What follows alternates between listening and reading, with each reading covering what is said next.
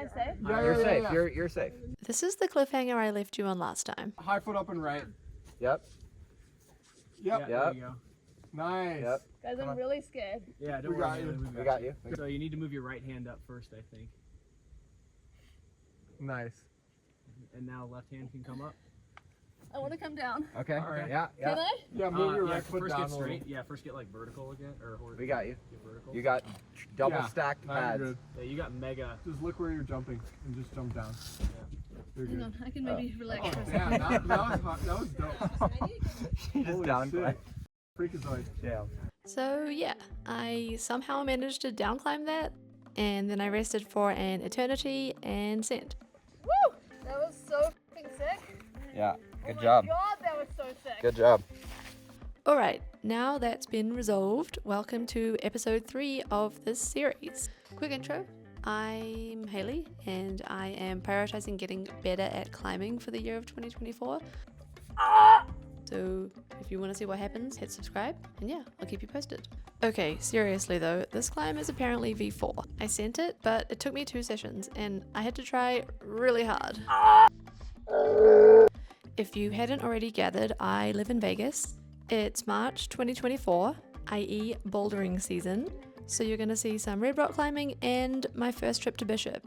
Plus, the next thing on my list of things to do, consult with a nutritionist. Everybody knows about craft, but the canyons of Red Rock have some amazing climbing. Better, if you ask me. So this is Windy Canyon. Alright, 200 yards from here, we should get to the warm-up boulder. The canyons are all kind of notorious for long approaches, Say hello. but the approaches are always worth it. Oh my God. Wow. What a cool boulder. And the boulders in the canyons are graded a lot more stiffly than the boulders at Craft, which I like. Ah! This was a V2, as was this climb. No. Thanks. Did you feel like this was safe? Fall? Yeah. No. No. No way, I don't want to do that.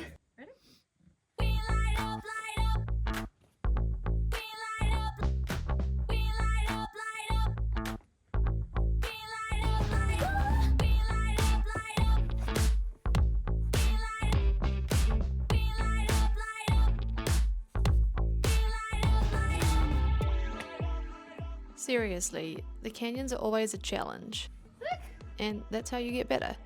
This boulder is called the Sting, and damn does it look cool. It's a V4, which is a grade that isn't typically that hard for me, but I made some serious mistakes. I've never been a very powerful climber, but I've been really working on this, and for the first time in my entire life, I chose an unnecessarily hard and powerful beta. And it cost me this end. I don't have enough core once I hit that. This is good because it means I'm getting stronger and more powerful, but I think it was an important lesson to learn. And this boulder is so cool. Not mad about having to go back to it.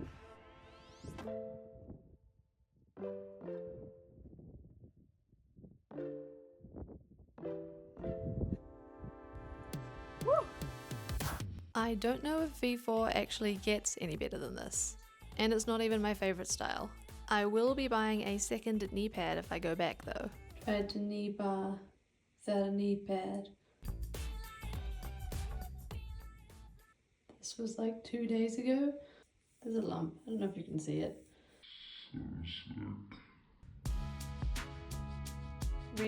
Bishop, I have palmar plantar hyperhidrosis, which means super sweaty palms of my hands and soles of my feet.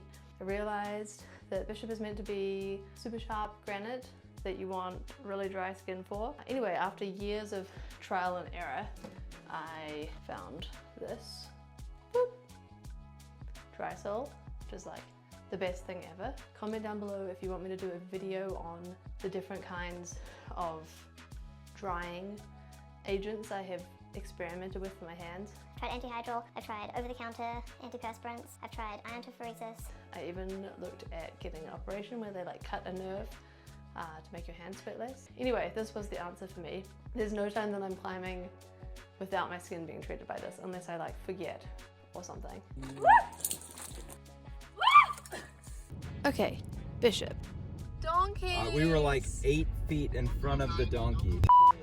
There's a lot of donkeys. Yeah. Thankfully we made it and no burros were harmed. I was immediately blown away at how insanely beautiful this place is. And I'm from New Zealand, which has some beautiful landscapes. But I fell in love.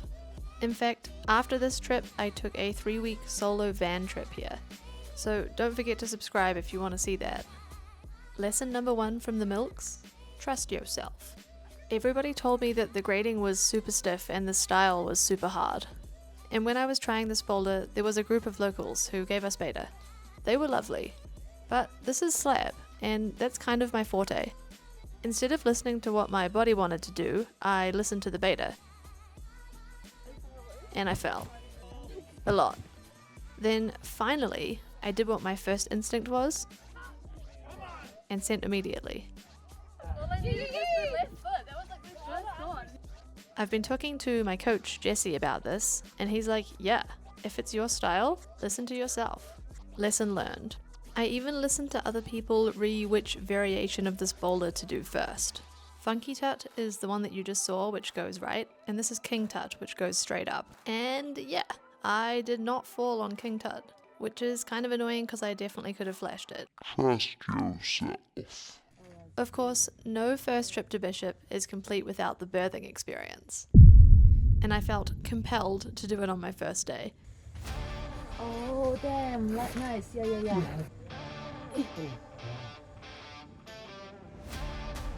Oh, you are very close. You're very close. Yes, come on. Almost. Yes! Good tension. Nice. And after exiting the womb, it wasn't over. Nice. Oh, bicycle. I love it. That was so hard. I'm like cramping everywhere. This place is so sick. My skin is totally destroyed. My whole body is tired and like crampy.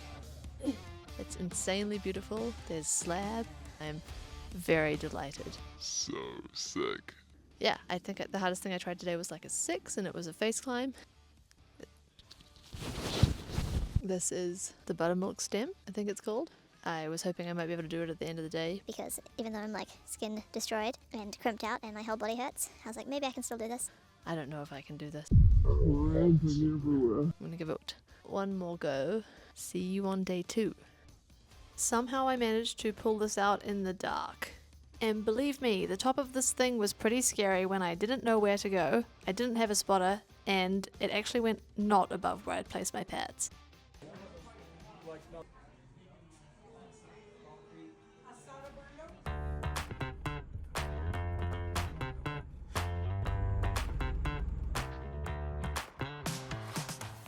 What were you saying?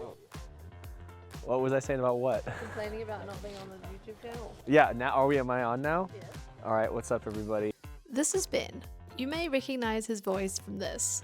I want to come down. Okay. All right. Yeah. Can I? Yeah, move your Yeah, right foot first down get a little. straight. Yeah, first get like vertical again. It's me. It's your boy Bludgeon. And I thought this was too funny to not include. I'm here with Big Dune. Big Dune, say hi. Hi, guys. That's Big Dune. Come on, bro. Oh. And then I got Rock expert, bro. Rock Expert. Yeah, Rock Expert Uli Fernandez. Pissing you off. What is pissing you Do off? it in your Uli? vans. Why are you guys so bad at this? You're not wrong.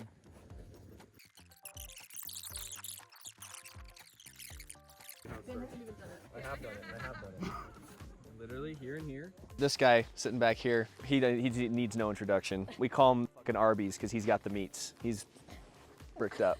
Keep your wits about you until the last minute. And I'm here to make sure that Haley doesn't actually kill herself while we're out here in these amazing boulders. Unfortunately, I don't climb double digits yet, like all of these bros. So after warming up together, we split up.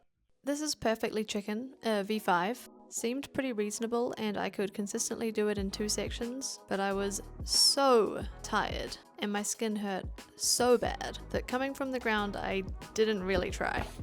So bad. Very sharp. But that's okay, I got to work on my heel hooks, which is something Jessie and I have been focusing on. You'd think I'd maybe stop pulling on sharp holes. Not quite. After this climb I did though, or kind of. I went back to do the sit start to buttermilk stem. The holes are still sharp, just like on your palm. I thought this was super sick. Would definitely recommend. And it's probably the first time I've ever power screamed in a press? You'll see.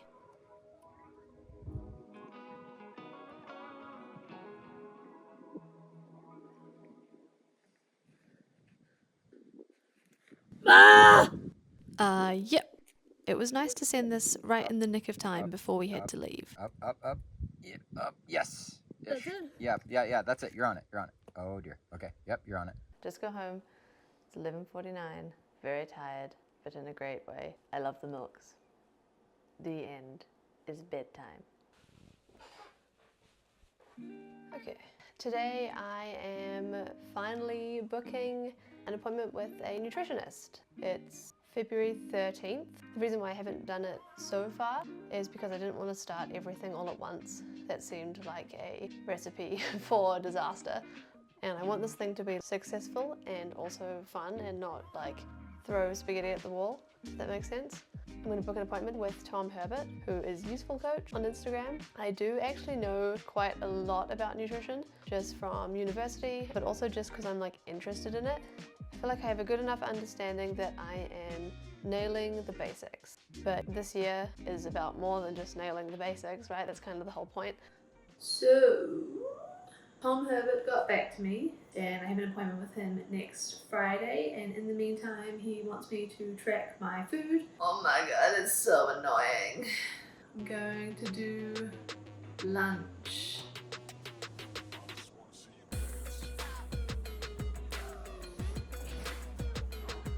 Eggs, large, cheese. It's exciting. Ooh, bread.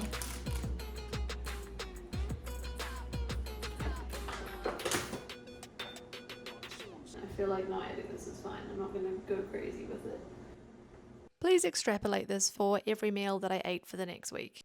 It was boring enough for me, so I won't subject you to it. Done. There's one piece of information that I haven't covered yet. If you don't know me in real life, I can eat like an enormous amount of food. It's kind of hard to like convey this. I eat more than everybody that I know, including people who are like way larger than me. I've just kind of always been this way, and I just like Eat what sounds good, eat when I'm hungry, stop when I'm full. just got off my call with Tom and it was super interesting. I've always known that I eat a lot of food and people have told me that my whole life. It was kind of different to hear it from somebody who does this for a job. I've recently been wondering what would happen if I ate more. I wonder what my upper limit is. I've never really tried to find that, and would that help me recover better? So yeah, probably don't need to eat more. In fact, Tom said that I was the single biggest female eater he's ever met. He gave me some really useful tips and some things to tweak and some advice on taking creatine. I don't want to go into all of the things that Tom told me because that's his proprietary info, but the main thing he suggested for me was to eat slightly less protein and slightly more carbs. Because my consumption was just overall so high and I was generally focusing on making sure I ate enough protein, the amount of protein I was getting was quite high, like up to 180 grams a day. I weigh about 125 pounds and I'm just over 5'7", and I'm not insanely jacked. So yeah, Tom suggested that I might be eating surplus protein and that even more carbs might help me recover better. And worst case, a cheaper grocery bill. If anybody's thinking of working with Tom, highly recommend. He was a very nice guy. On the way to the gym, this just arrived. Car lunch. I'm gonna add this to the protein shake that I was already gonna have. First creatine ever. Put it in there. Alright. Wish me luck. Am I gonna get enormous? I'll let you know how that goes in a future episode, both the creatine and the slight diet tweaks. But for now, I'll be here doing all the things, and I'll see you in the next episode.